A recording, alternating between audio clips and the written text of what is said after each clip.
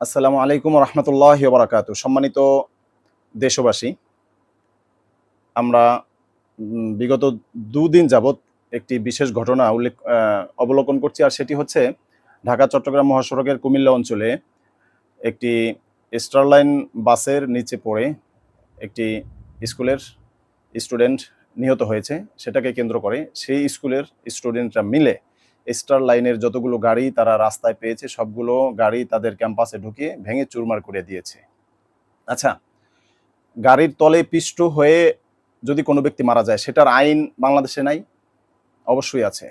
Starline গাড়ি সহ বাংলাদেশের রোড পরিচালনা যতগুলো বাস কোম্পানি করছে, কারো কি লাইসেন্স নাই?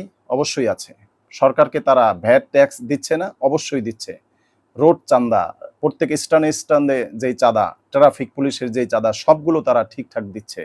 তাহলে বাংলাদেশের আইন, বাংলাদেশের প্রশাসন যখন এই গাড়িগুলো অ্যাক্সিডেন্টের কবলে পড়ে, তখন তাদের নিরাপত্তা এই প্রশাসন কেন দেয় না?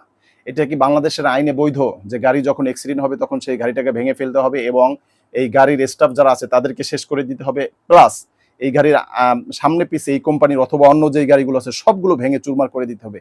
এটা কি আইন? জি না। এখন বলবেন যে না, এটা আইন না। তাহলে যদি এটা আইন না হয়, তাহলে এই কাজগুলো যেই ছেলেপেলেগুলো করছে, অথচ তাদের বাড়িতে অনেকের পায়খানা নাই, অনেকের মা বাবার স্যান্ডেল ছিঁড়া, অথচ কোটি টাকার গাড়ি ভেঙে দিচ্ছে, এটা কিসের সাহসে তারা গাড়িগুলো ভাঙছে, কোন অধিকারে? এটা হচ্ছে 1 নম্বর কথা। আর 2 নম্বর হচ্ছে নুরাল পাগলাকে কিছুদিন আগে মুসলমানরা পুড়িয়ে দিয়েছে, সেটাকে কেন্দ্র করে সেখানে মামলা হয়েছে, গ্রেফতার হয়েছে। দোনোটা তো একই ক্যাটাগরির।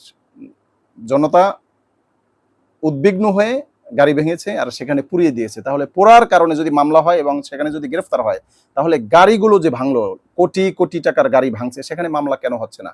আর যেই প্রশাসনকে কোম্পানি টাকা দিয়েছে এবং তাদের কাছ থেকে লাইসেন্স নিয়েছে এবং এই সড়ক নীতিমালা যেটা আছে সবকিছু থাকার পরেও শুধুমাত্র অ্যাক্সিডেন্ট হওয়ার কারণে দোষ একতরফাভাবে কেন পরিবহনকে নিতে হবে? যেই ব্যক্তি অ্যাক্সিডেন্ট হচ্ছে তাকেও দোষ নিতে হবে, দায়ভার তাকেও নিতে হবে। যেই স্কুলের স্টুডেন্ট অ্যাক্সিডেন্ট হবে সেই স্কুলকেও দায়ভার নিতে হবে, আর যেই কোম্পানির গাড়িতে অ্যাক্সিডেন্ট হবে তাদেরকেও দায়ভার নিতে হবে। যদি এইভাবেই হয় যে গাড়ি ঘোড়া ভাঙা হবে, তাহলে যে স্কুলের স্টুডেন্ট মারা যাবে সেই স্কুল ভেঙে ফেলতে হবে। তাহলে এই যে একটা সংস্কৃতি চালু করেছে, যারা খাইতে পারে না, পড়তে পারে না, খাই ভিক্ষা করে, গাড়িতে উঠলে 20 টাকার ভাড়া 10 টাকা নিয়ে সাথে, তারা আবার লক্ষ কোটি টাকার গাড়ি ভেঙে দিচ্ছে। এটা কেমন সংস্কৃতি? এটা বন্ধ হওয়া উচিত এবং এই গাড়িগুলো যারা ভেঙেছে তাদেরকে অবশ্যই আইনের আওতায় আনতে হবে।